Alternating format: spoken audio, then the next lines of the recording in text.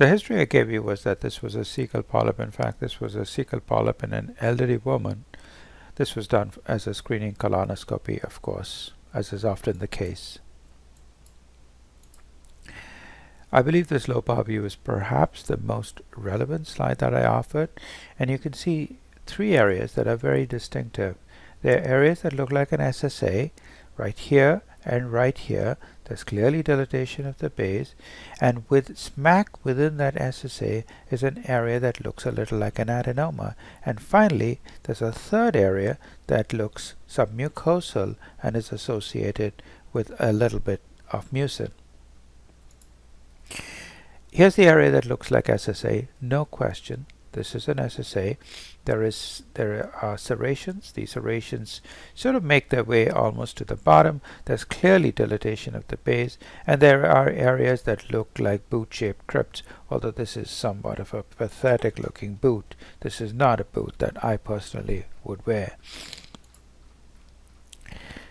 And then smack within that SSA, there are areas that look like a tubular adenoma.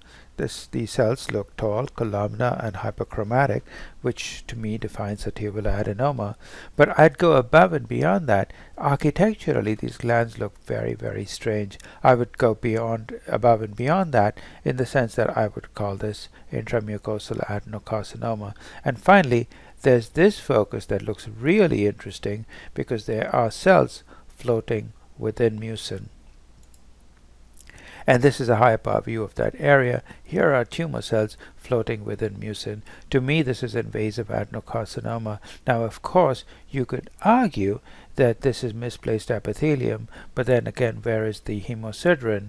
In fact, there's no dysplasia either, which is typically found in T1 lesions. But to me, when you see individual cells like this floating within mucin, that to me is invasive carcinoma. Of course, I would not go further. I would not call this a colloid carcinoma or a mucinous adenocarcinoma. Mucinous adenocarcinoma is a correct terminology in the colon because it's such a small focus that I simply cannot further subclassify this lesion.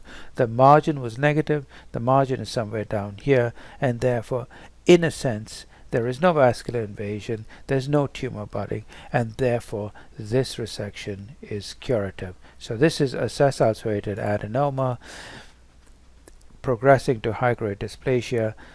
By using the term intramucosal adenocarcinoma, I'm going over and above the top because you do not have to use this. I prefer making that diagnosis.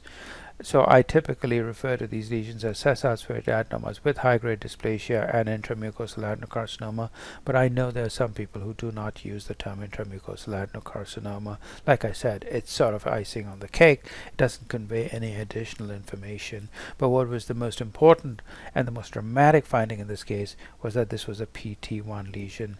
Now, if you wanted to confirm these changes, you could do an immunohistochemical stain for MLH1 or PMS2. Indeed, MLH1 and PMS2 were both lost within the adenomatous component, or the area that looked dysplastic, as well as the invasive carcinoma. So this was a microsatellite high tumor arising within a sessile-serrated adenoma, a very classic phenomenon.